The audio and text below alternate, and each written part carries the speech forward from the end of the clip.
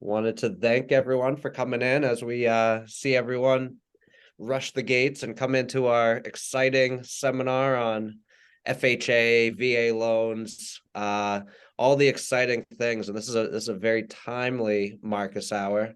This is the 11th episode of the Marcus Hour. And we have a very special guest, Sam Chazanow. Is that how you pronounce it? Yes. Perfect.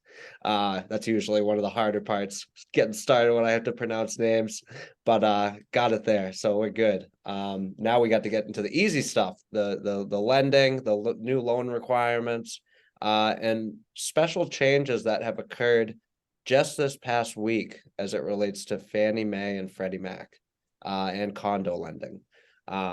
So we're gonna jump right in. I'm gonna share my screen, which will show the webinar slideshow, and we're gonna start it up. So this is the 11th episode of the Marcus Hour. We got myself, Stephen Marcus, and a special guest speaker, Samuel Chazanow from Movement Mortgage. Thank you both for joining this morning, right before the holidays. Good time to get it, and excited to share what we're learning here in the condo lending and blacklist information. So what our topics are going to be today are Fannie Mae and the Lender Questionnaires, VA loans, FHA loans, and dissecting misconceptions about the unavailable or blacklist. And that is a list that Fannie Mae and Freddie Mac have previously concealed. As of this past week, we've learned that they will be more transparent with these lists.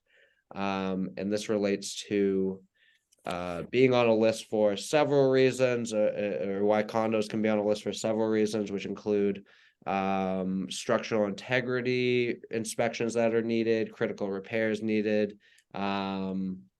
Insurance is a big one these days. Insurance is a big one.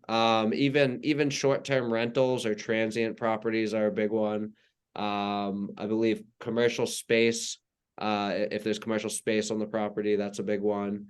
If it's over, but you can't have 35%. more than 35% of the square footage as commercial. Yeah, it's by space too, which is kind of arbitrary, but we'll get into those details here and more today. And keep in mind that when we started planning for this webinar, which was right after the last one, the list that Fannie Mae is keeping and only distributed to their lenders was there was no news about that being available to homeowner associations and condominiums. And maybe Jake can give a rundown of what's basically happened since Wednesday of this week with both Fannie and Freddie. Yeah. And I want to say, I know our firm did quite a bit trying to get the list to be more transparent. We did freedom of information requests. FHFA claimed they knew they didn't have a copy of any list, which seems odd since they're conservator for Fannie and Freddie. And the community associations institute, Don Bauman and Phoebe Nessa, and some very good volunteers on a national basis have been working in discussions about the list. And Jake, you want to give the update on that, on the list? Yeah, so since about May of this year, we had been aware of this growing list, the condo blacklist, which basically was a do not lend for certain reasons list. And since then, the list from about 1,700 to 2,300. And that list is growing at frequently, even more. That'll probably be more next month. And the biggest thing that basically happened, or we've been pressing and basically asking for, as Stephen mentioned, a FOIA request, which is Freedom of Information Act request, to learn about this list. They basically said, no, there is no list, and didn't receive anything. We did come into possession of the list, and thereafter kind of put the pressure on Fannie and Freddie to admit that there's a list. This past week, there was an announcement that they will be more transparent starting in 2024. I believe for Freddie, it's February 26, 2024. And then, Yes, does Fannie have an official date? I think they said the next quarter, which would be same. I think they're both on the same time frame unless Sam. Yeah, I says think, different. yeah, Fannie may be a little bit later, third or fourth quarter, when they actually come up with that, but they're working on it.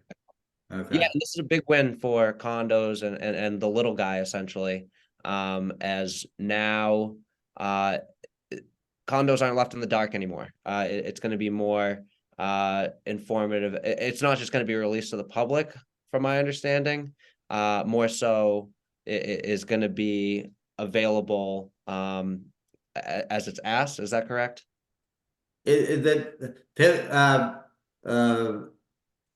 Fannie said that before a condominium project gets on the list, that they're going to use, I don't know if best or reasonable efforts to speak to a representative from the condominium or homeowner association before it's on the list.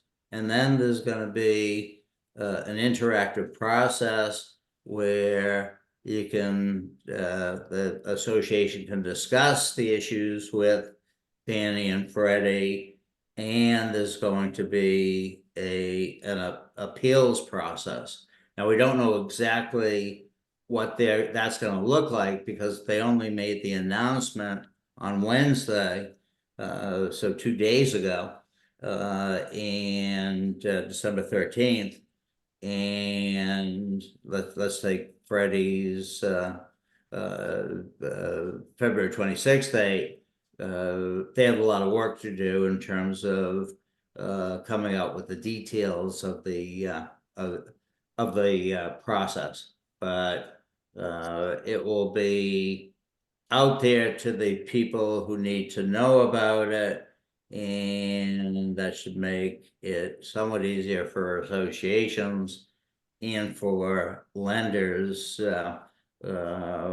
but it falls short of publishing the entire list, and we think that's a good thing because publishing the list would have an adverse impact on associations that are on it, and maybe they're wrongly on it. Maybe a lender found something and they were wrong about it, put them on the blacklist, but they really shouldn't be.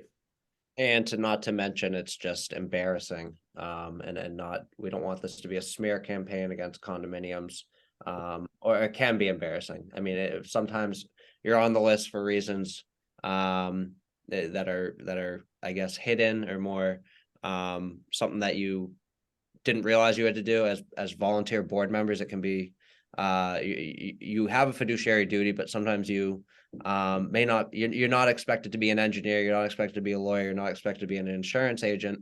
We recommend, or even a reserve specialist, and we recommend reaching out to those people as one tool that you can use as a best practice. But let's get into, I actually just We have a couple of questions. I was going to make a quick note that there are good lists that you want to be on. a nice list and the naughty list.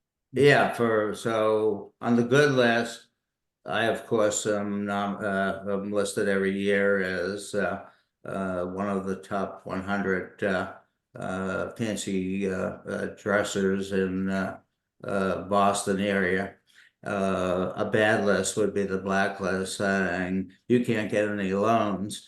That would seem to be a list that you don't want to be on, just like you don't want to be on the list in the U.S. Postal Service of the 10 most wanted people by the FBI. It's nice to be wanted, but it's better if it's not by the FBI. With that digression, do you want to dive into these first couple of questions, Jake? Yeah.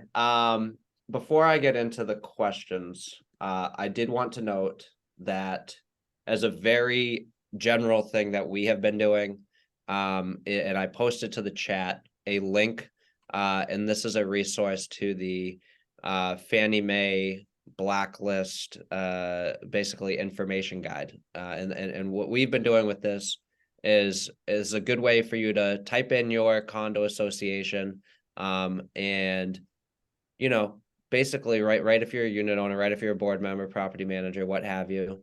And basically this is a way to figure out because these are not public right now, this is a way for you to figure out without having to apply for a loan, etc. Figure out if you are on the blacklist. And then we can have a further discussion as to best practices and ways to get you off of the blacklist. So where would one go if they wanted to search this list that you're talking about? It would seem that only special people would have such a list. Right. So it's in the chat. Maybe they can go to a Taylor Swift concert and find it there. No. So the list is at www.amcondolaw.com. It's a free service, and you can search, as Jake said, by name of the condominium, city, state, etc. If you follow up from there, somebody in the office can tell you why you're on the list, whether it's structural deficiencies, critical repairs, insurance issues, which is becoming problematic these days. But for the moment, it's a resource, and we suspect that when Freddie is in full mode on February 26th, and Fannie, that they're going to have a similar search feature, and as Sam knows, FHA, they've always had one to see if it's an approved project. So Fannie and Freddie will eventually be up to speed. VA as well. VA has their lists that are approved, expired, and rejected with the reasons. So there's complete transparency. And up until a couple of years ago, Fannie had their list public. Anybody could go to fanniemae.com and see that. But right now, the list is limited to lenders. Any lender can request access to that list from Fannie Mae. Unless that lender is an actual seller of service, they can't have access to decisioning on that, but they can have read-only access. And I got to tell you, that list changes daily.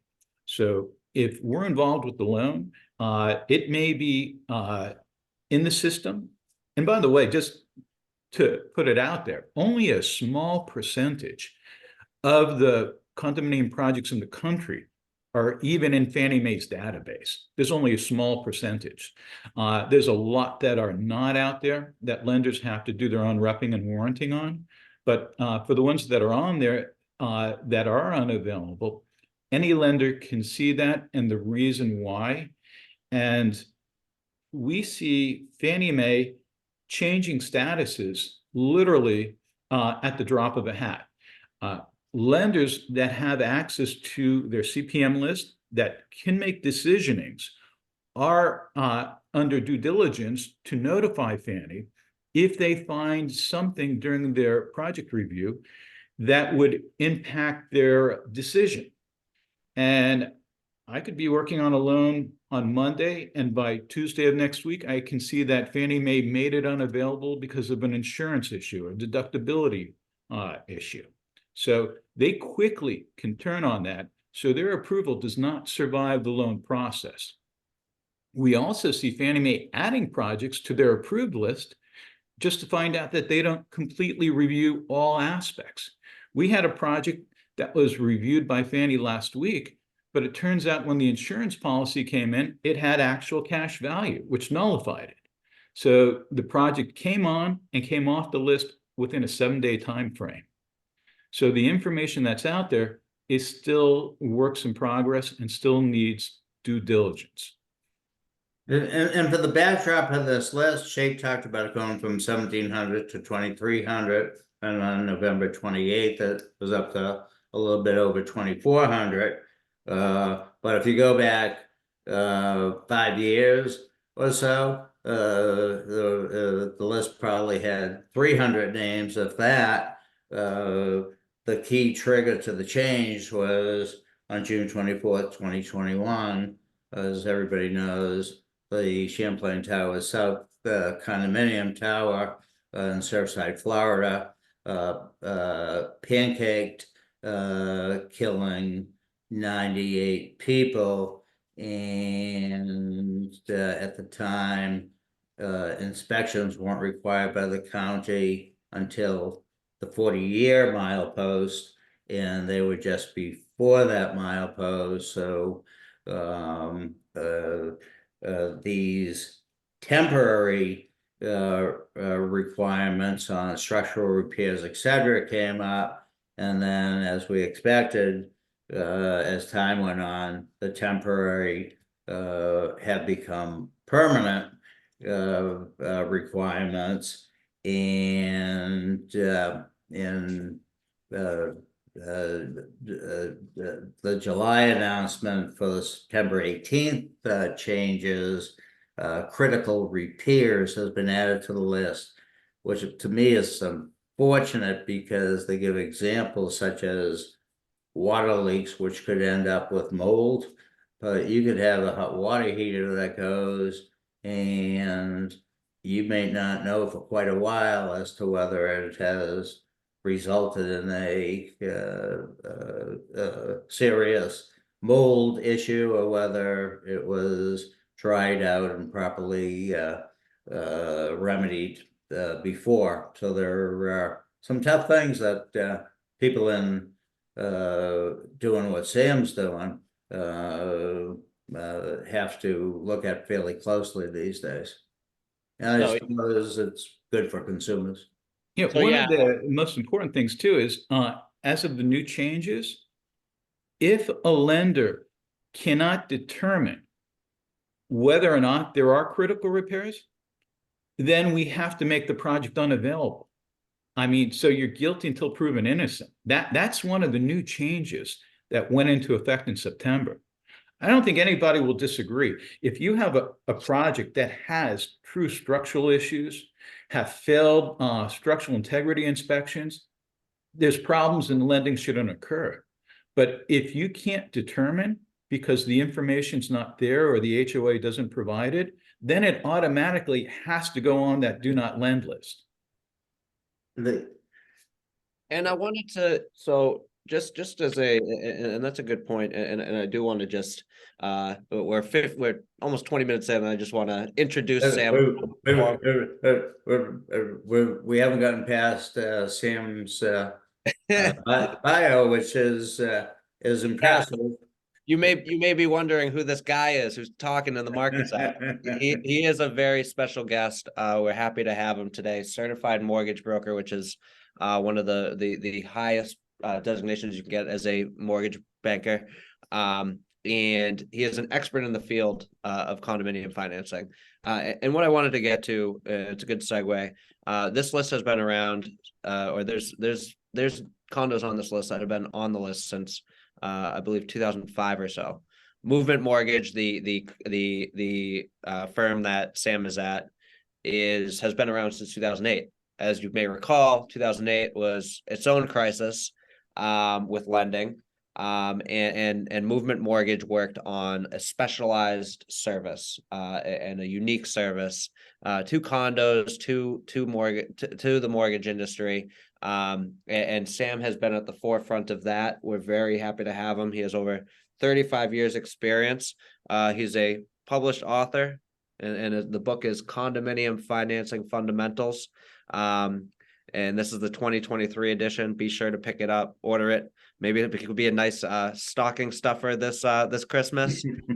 Would be a great gift. I'm promoting you big, Sam. We need to get this as the #1 best-selling book this winter.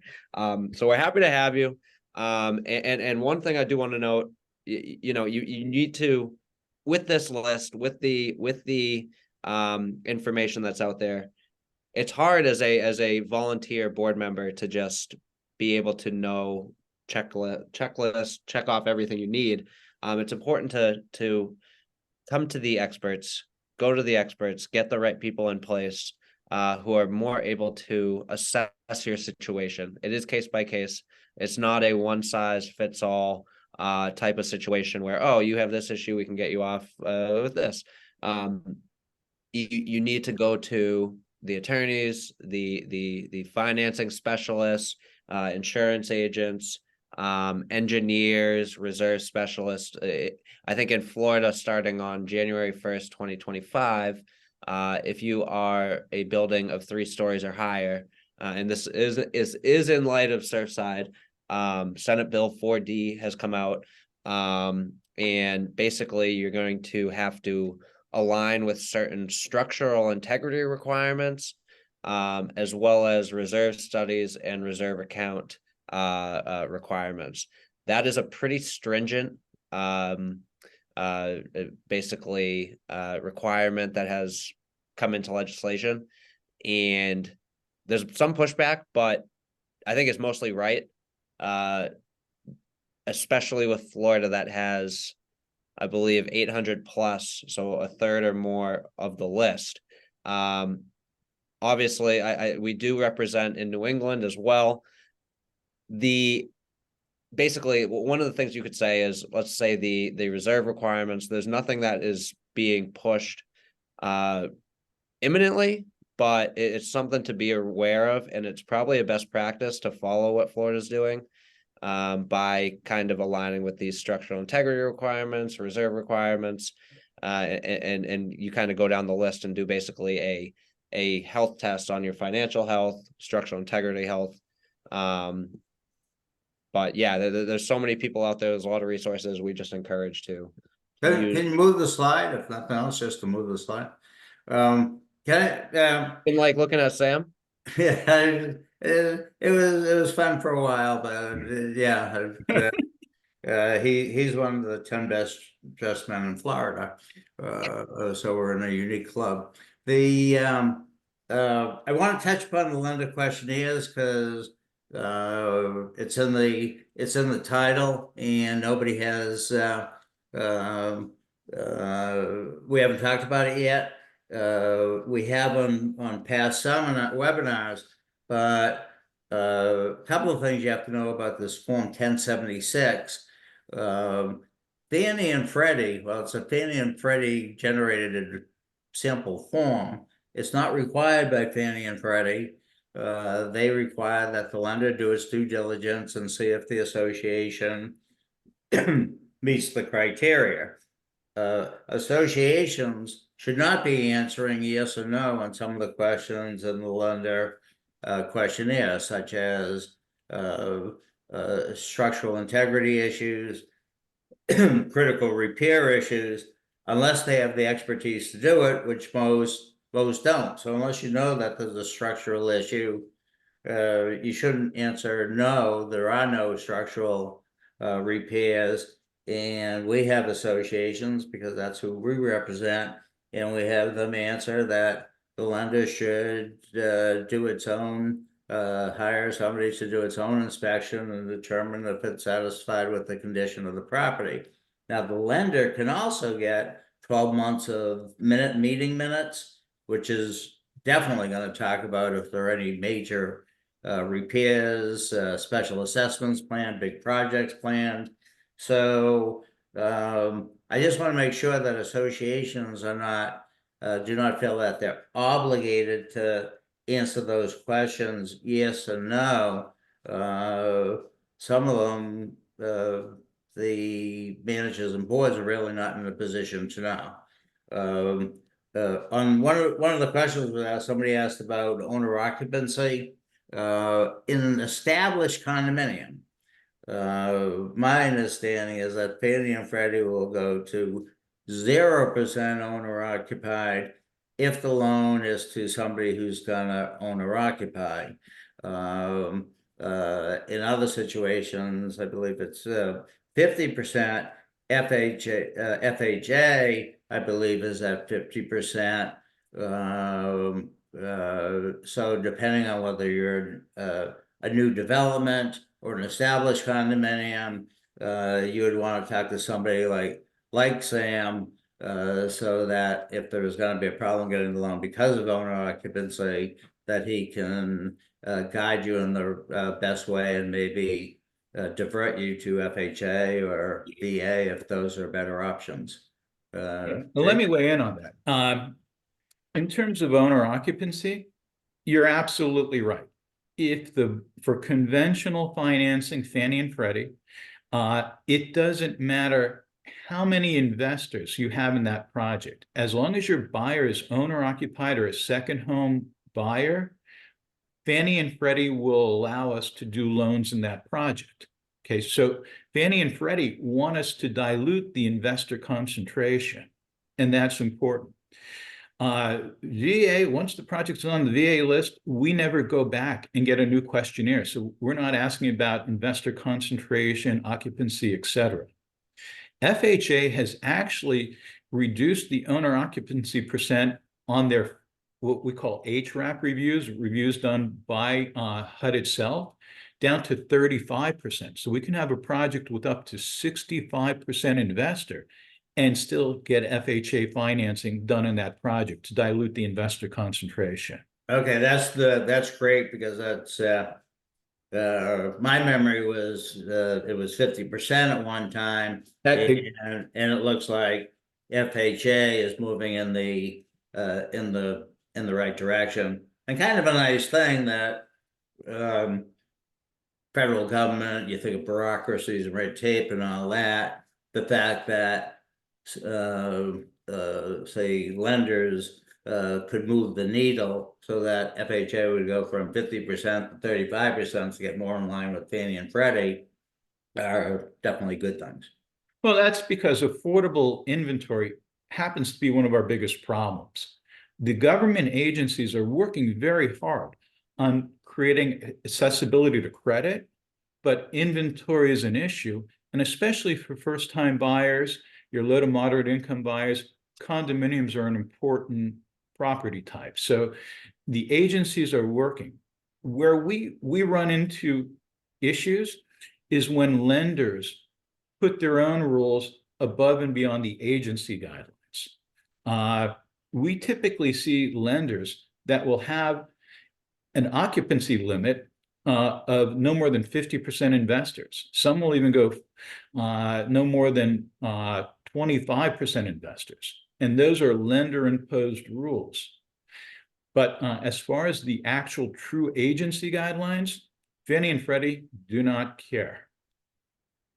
Jake, do you want to move the slide to what should association managers do to increase chances of getting a loan? And then maybe if you can hit upon the slide right after that, because you highlighted some of the areas, and then after you do that, maybe we can have Sam take over and do his thing on VA, FHA, and the idea of convincing local lenders to give fixed rate or 7-year ARMs or whatever as alternatives if people are on the Fannie Freddie blacklist, and another option is needed. Jake, do you want to just quickly talk about the highlight the 5 issues that you have, or the 4 issues that you have? Yeah, of course. So what should associations and managers do to increase the chance of loans to condominium owners, whether for new buyers or refinancing? yeah, so possible issues, we've touched on quite a few of them, but here's 5 of them that are issues and possible answers, ways to kind of work with this situation. Structural issues, as I mentioned, you can bring in and this goes with critical repairs as well, engineers, architects, experts who kind of have a better understanding of, as a board member or even as a layperson, you're not just going to walk outside and be like, oh yeah, looks like that there's spalling or there's an issue, we need to identify it. You're not, and this works in tandem with the attorneys as well, because you want to know when these will be required. For example, in Florida, there are new requirements as to 25 to 30 year milestone inspections, recertification at 40 years. In Massachusetts, in the city of Boston, there's a requirement for facade inspections. I believe that's 5 years. And these are just things you want to do and keep in mind as you kind of navigate the building's structural integrity. And there's a subsector of this that if you are involved with construction litigation, that's also a way to end up on the blacklist. Obviously, that might be a developer turnover issue, and you kind of want to figure out how to navigate that. That will include naturally attorneys and expert engineers.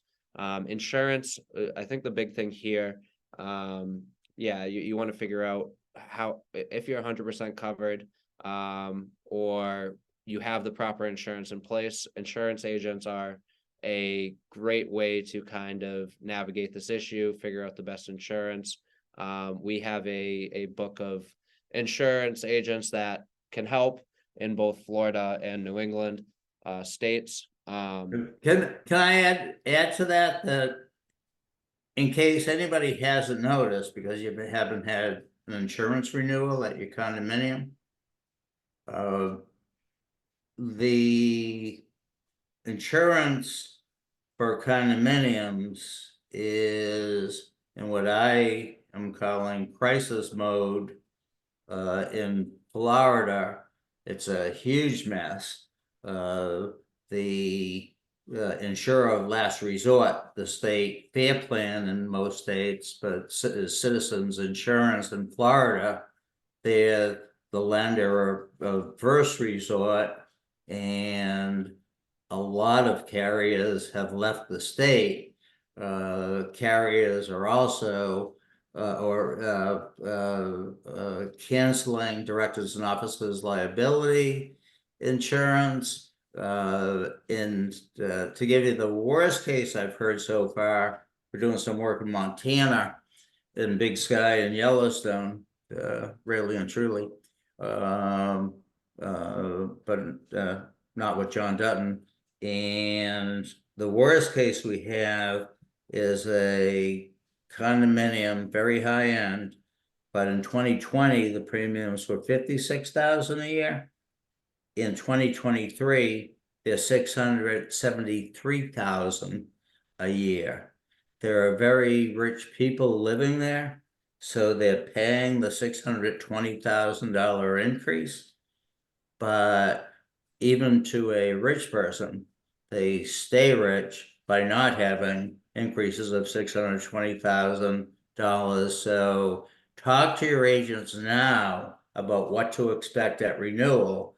We'd like to think that it's going to be 10 or 20%, maybe 30%, but we are seeing the 900%, and we're seeing the this Montana one with which is probably like it's a 14x of what the premiums used to be. So it's a mess out there, and insurers are also starting to not insure roofs for replacement costs. They're doing them in actual cash value, meaning they're depreciating them if they're older roofs, and technically that doesn't comply with 100% replacement cost that Fannie and Freddie want. And I think they're going to have to be further discussions with Fannie and Freddie and FHA and VA in terms of is there any way that we can be a little more flexible so that the insurance is available, so Fannie and Freddie can continue feeding the money back to the local bank so that they can lend more. Jake, sorry for taking up all that time. It's all right. So yeah, and then the next thing would be reserve studies. There's plenty of reserve specialists out there. A lot of people may look at reserve studies or reserve accounts and say, why I don't even buy green bananas? Why would I save for deferred maintenance? Why would I do that? Well, it's important. You want to make sure you have it. You want to make sure you have that rainy day fund. It's an important area. We recommend reaching out to reserve specialists who can conduct reserve studies and figure out how to navigate that kind of area. In Florida, these are going to be more stringent, as I mentioned, starting January 1st, 2025. And I mean, in Massachusetts, yeah, it just says adequate reserves, which is a little more vague. But best practices, I think it's 10% of your operating budget to be held in reserve accounts. And that's kind of a rule of thumb. Every association is different, so I think it's important to have a study done. Lender questionnaires, we would recommend filling these out with the guidance of a attorney, and kind of looking at these questions. The 1076 forms I want to mention. So in June 2021, the Champlain Towers collapse occurred. In December 2021, there were a temporary addendum was put into the lender questionnaire. This takes up about 3 of the 8 pages on the Form 1076 questionnaire. The majority of these questions relate to structural integrity, construction, basically things along those lines.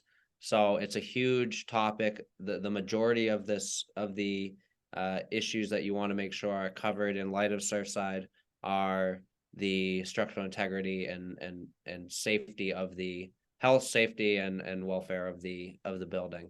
And we advise associations to charge back to the seller, the buyer, or the lender the cost for the legal review, just like the manager charges for filling out the form initially, and then we review it and make changes to protect the association. So we typically require that we bill the association is our client. We advise associations to get a bank check from the person requesting the questionnaire after our review, so that the association gets reimbursed for every penny of the legal costs involved with the review. I think we're going to shift over to Sam even more at this point. In addition to FHA, VA, and the idea of local lenders and warehousing until people are off the Fannie or Freddie list, maybe a softball question. Your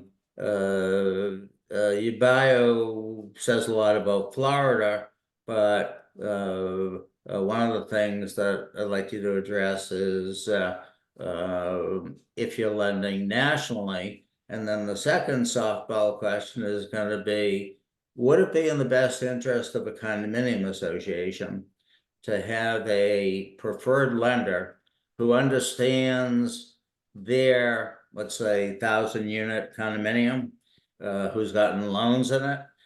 You can't require that people use that lender, but does it make sense to do that? And is that something that that movement does or could do as part of its bucket of services? Yeah, absolutely. Regarding Florida, we do a lot of condominium business down in Florida.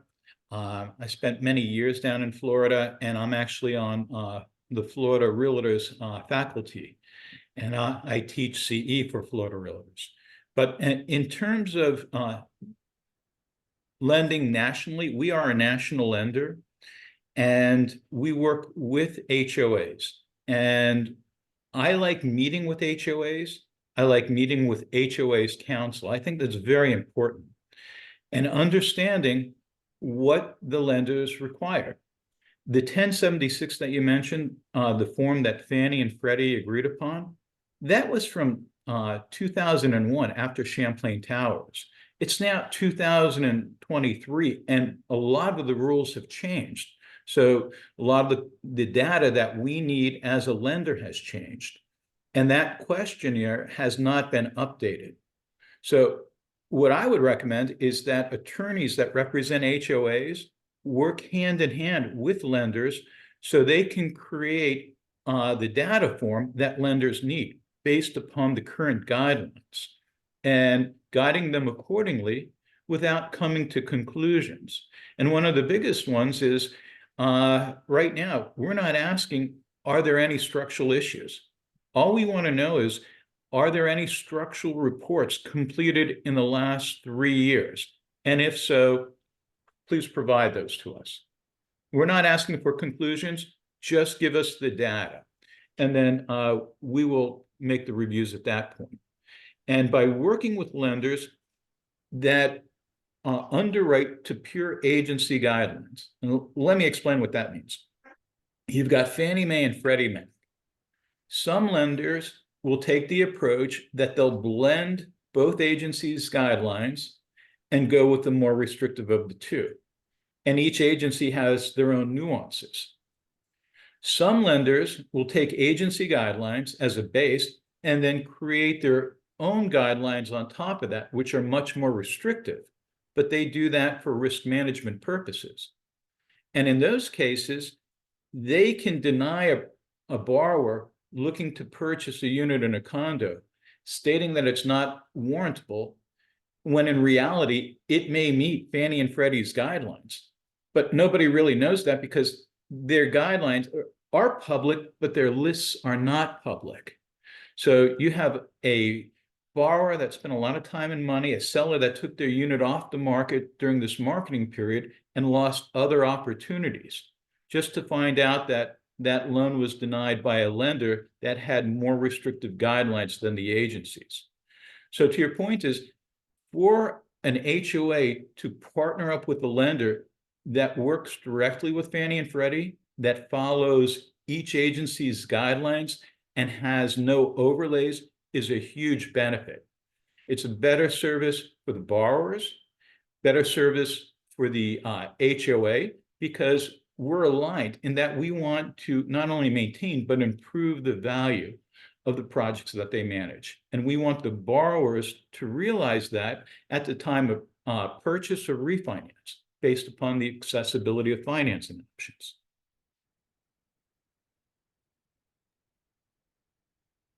Fantastic. Do you want to go into do your thing now on FHA, VA, and local lenders? Yeah, absolutely. VA and FHA are great programs, and they're not under the FHFA. They're actually under the government itself. And this is one of the courses I teach for Florida realtors. FHA, they changed their rules in 2019, and they now allow us to do single unit approvals. One of the big misconceptions in the marketplace and with HOAs is that it's a time-consuming process and it's expensive to get their projects approved or recertified.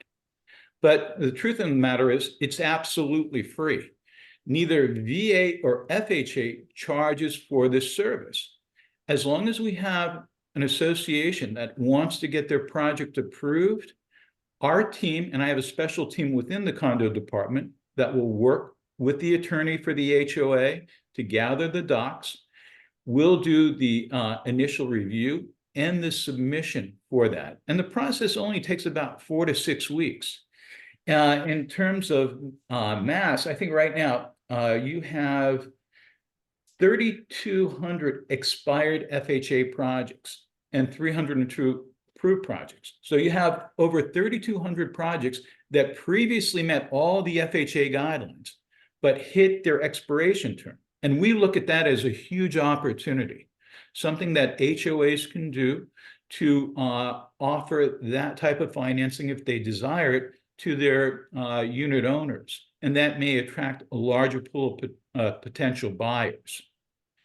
In terms of VA, same thing. VA has just under 2,900 approved projects in the state of Massachusetts. And in 2019, they lifted all the lending limits. So we're no longer limited to geographic loan limits. We're doing multi-million-dollar VA loans now. And both VA and FHA fixed rate loans are assumable loans. So imagine 2-3 years ago when rates were under 3%, any veteran, any FHA buyer that received financing back then, sitting on a rate sub 3 that a new potential buyer can assume. Huge opportunities, great benefits. And again, there's absolutely no cost to the HOA for this. Now, as far as local lenders, fixed rate, we work in the capital markets. And you had mentioned in Florida, one of the biggest problems is actual cash value, especially on roofs. They'll have full replacement cost. We are working with lenders now, nationally, that understand that problem, understand the issue in Florida, and are willing to take that risk. So we are funding through certain private investors projects that have actual cash value on roofs. And we're one of the few lenders that can do that in Florida. And I'll tell you what, it's making a huge difference. That is huge. That we see roof issues and roof damage. Essentially every time you would think there's a hurricane, you would expect there to be a lot of roof damage. It becomes to the point where every time there is a even tropical storm, there can be hundreds, thousands of claims. And that's what's kind of in part led to the insurance crisis in Florida. The insurance issues are I would say no jurisdiction or area or geographic region is immune from the possibility of insurance issues. Florida is just in a huge mess with that, and it's almost a perfect financial storm as to insurance issues, the structural integrity requirements and reserve requirements that are going to be needed, the Champlain Towers occurred in Florida, which caused all the legislation to be pushed to that end, and it's leaving homeowners and condos in a very precarious situation where they're trying to navigate how to get insurance, what they need to have done, making sure they're making it. Another issue actually is transient properties, which is a reason you can land on the list. A lot of people go down to Florida as kind of snowbirds or non-residents, and that's a sneaky way that you can end up on the list. So all these issues are kind of occurring in Florida, but doesn't mean they won't occur in other areas. If they're That's a renting great out point. their units, it's short term. Then yeah, the snowbirds who are there for a few weeks, but then it's rental 14 days, and then it's rental for the rest.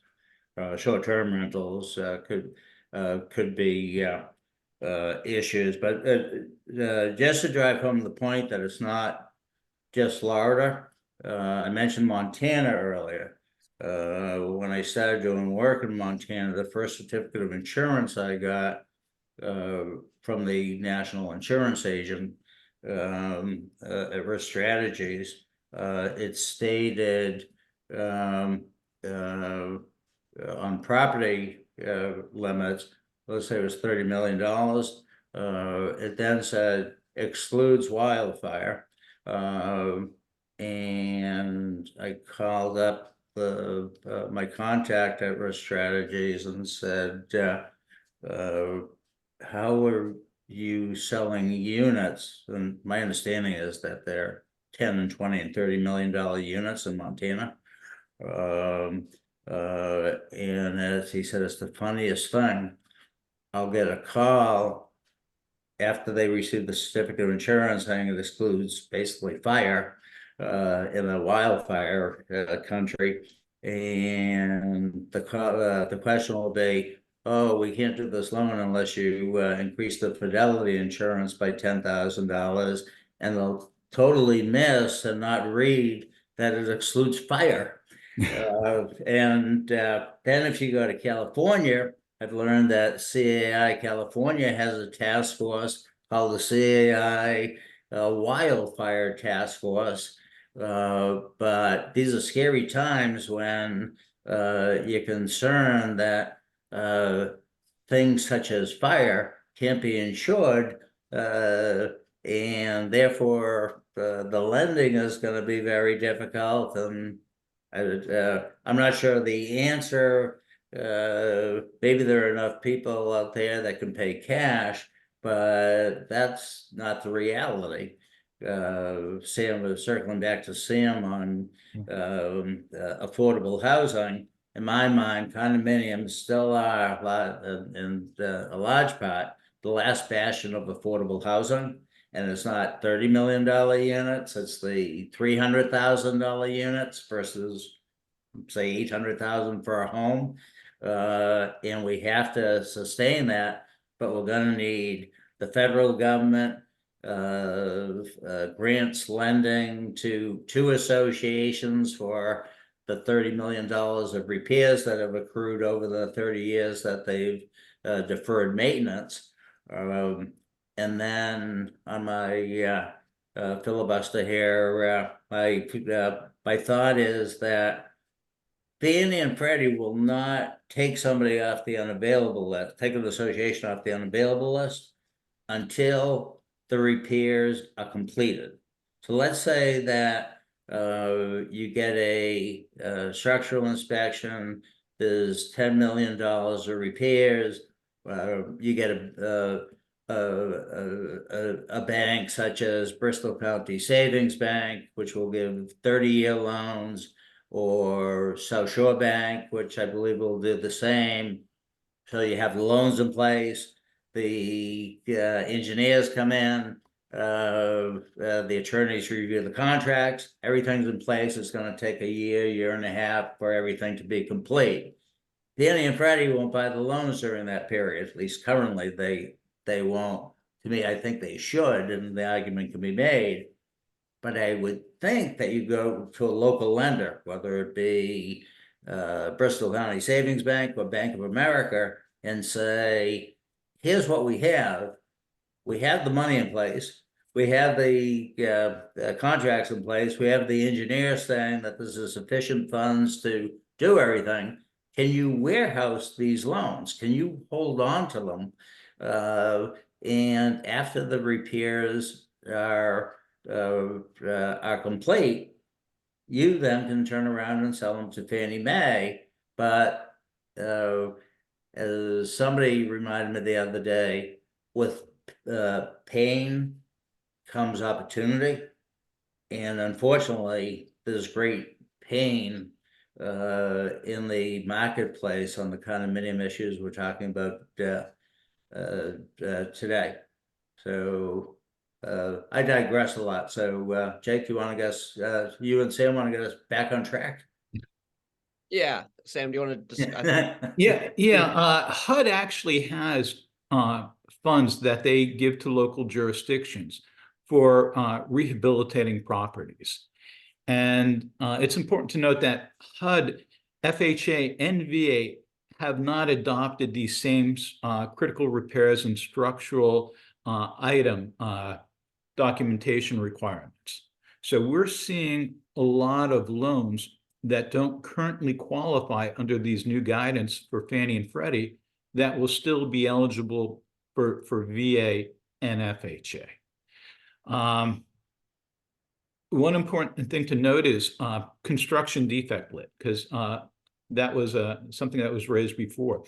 We used to see a lot of lawsuits filed to preserve the HOA's right to sue, where they didn't really have details on true issues, but they still filed to preserve their right in case these issues did come up.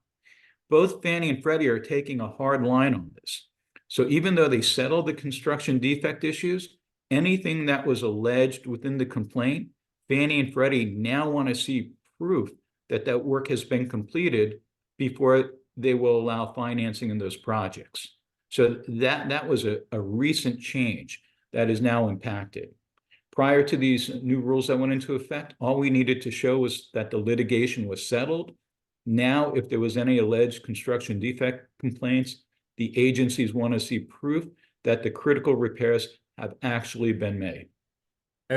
And I hope our office isn't in the habit of filing lawsuits and assuming that maybe we'll find defects after the case, but I understand what's happening. And something called the statute of repose, which in Massachusetts is 6 years, in other states is 10 years. But after a certain period of time, you sort of lose out all your rights of chasing these construction defect claims. So I'm going to throw out something that's totally off the wall, as are most of my comments. If legislation, whether state by state or federal, stop the statute of repose from running until such time as the unit owners took control of the condominium association, so that associations didn't have to, as soon as they become board members, file sounds like made up placeholder complaints saying, oh, there must be defects. If the statute started running after the turnover, then maybe we would eliminate people. This is new news to me. I hadn't heard of the strategy of filing suits and just assuming maybe there are defects. And Sam has given great consequences to that. What would satisfy a lot of people would be if you told the statute from running, so it didn't run until you took control. Maybe there wouldn't be attorneys filing placeholder suits, which now, if you're filing it, doesn't the association and the manager and the attorney have to say to the unit owners that this could impair your ability to sell your unit or refinance?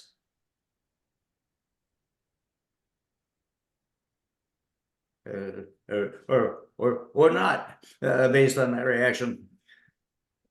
You left me speechless. Crazy. Good point. On another episode, we should really delve into transient financing and the rules that changed, because that's impactful. Not only does that prevent financing of new units, but refinancing.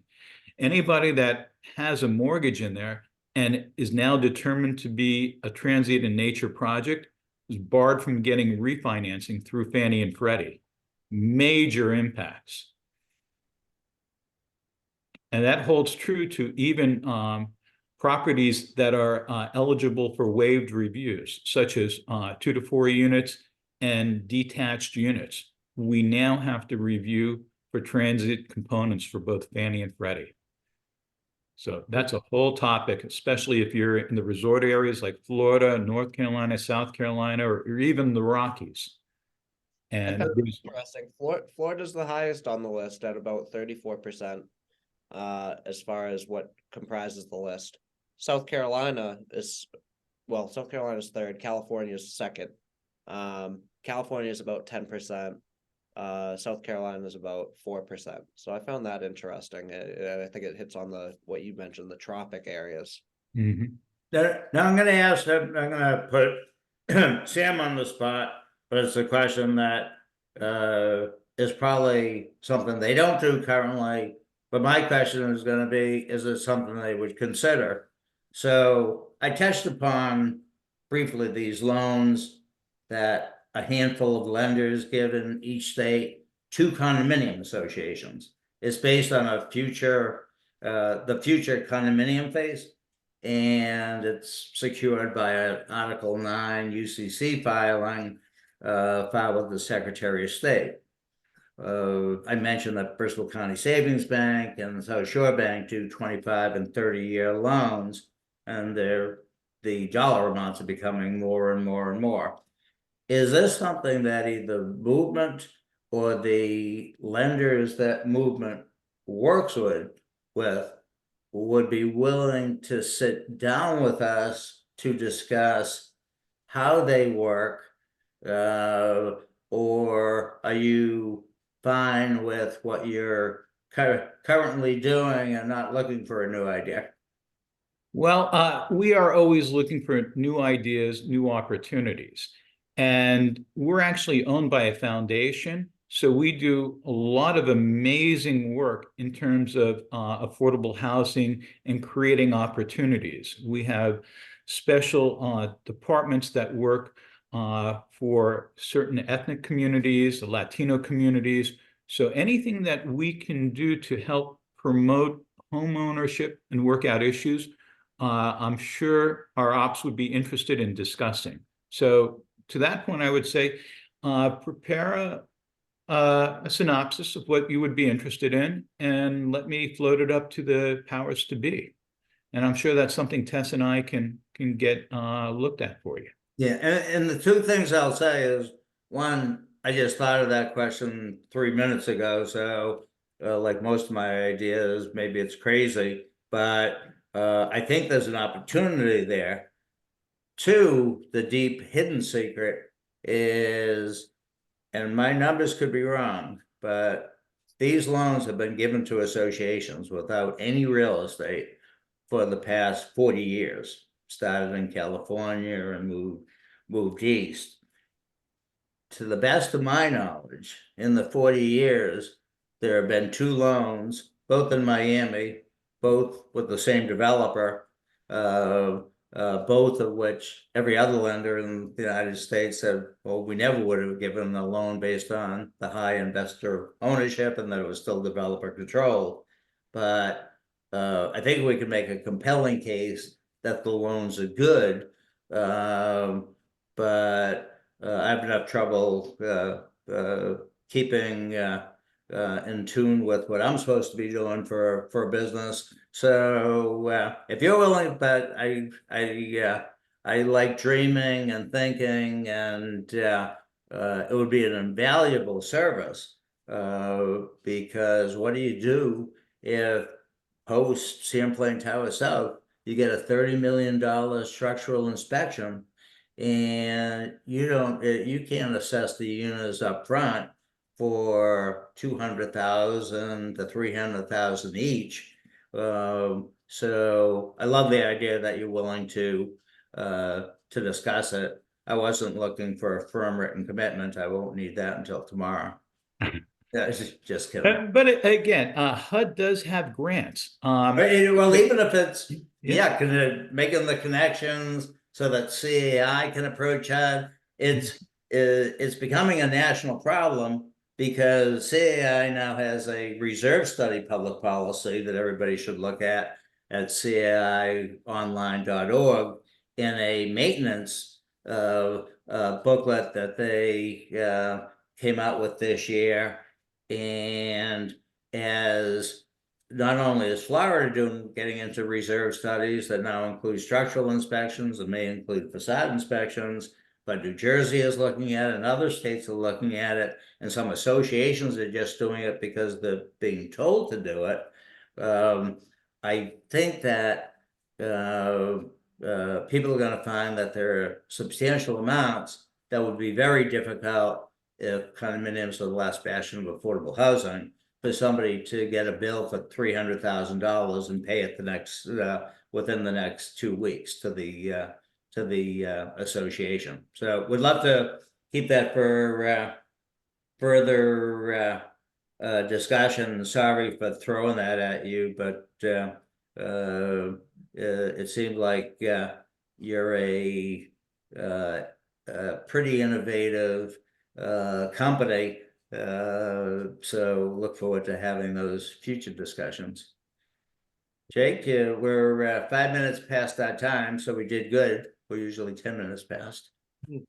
Yeah, no, and definitely, I mean, in the meantime, go to our website, amcondolaw.com. And I just put in the chat the full Fannie Mae blacklist resource that we have. It's a good way to check if you are on the list, if you are a unit owner, board member, or property manager, to check on your properties. But yeah, we did get some questions as well. I think we answered some of them, but here's what we'll do. If you act now, in addition to a Ginzu cutting knife, next week, Jake's gonna cut and paste the links that he posted and the Q&A questions. Next week, we are gonna send you a follow-up to all people who registered for the program. Answers to the questions that were asked in the chat and that were pre-submitted prior to this program. And a couple of articles from the Boston Globe and the Florida Sun Sentinel about the Fannie and Freddie Mac blacklist becoming more transparent and open. And if Sam has any materials that he would like to that he thinks would be educational to the registrants for this program, we could do that as well. And we'll send you the PowerPoint so you have that saved. I guess my final two questions are, do you have any topics that you want to hear about? If so, please type them in the next couple of minutes into the Q&A. And are you finding, Jake said this is our 11th webinar, are you finding these webinars and the topics to be helpful, useless, or anywhere in between? We'd love to hear that. And on the last screen, Sam's name is not Sam, but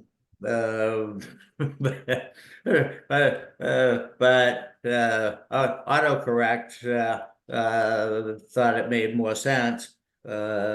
So you now have Sam's contact information, and I've learned a whole lot from him today and during the last few weeks of preparing for this. And I always learn a lot from my best friend Jake. So we did expect to have Taylor Swift as to make a special guest appearance, but it was her birthday 2 days ago, so she was busy, I was busy. Jake said he doesn't like her. What's all the fuss? We hope you have a great weekend, and we wish you a happy holidays, a Merry Christmas, and a healthy and happy 2024. Let's hope for good things in 2024. Thank you all. We'll see you next month on the January Marcus Hour. Thank you, Sam. Thank you. Sam, happy holidays to all. Taylor Swift will be at Gillette Stadium on Sunday, where the Patriots play the Kansas City Chiefs and her new boyfriend, Travis Kelce. And I would think that if you and I are there and Taylor Swift, they'll clearly sell out. Yeah. All right. win. Enough of my bad humor. All right. Thanks, everyone. Thanks, Sam. Thanks.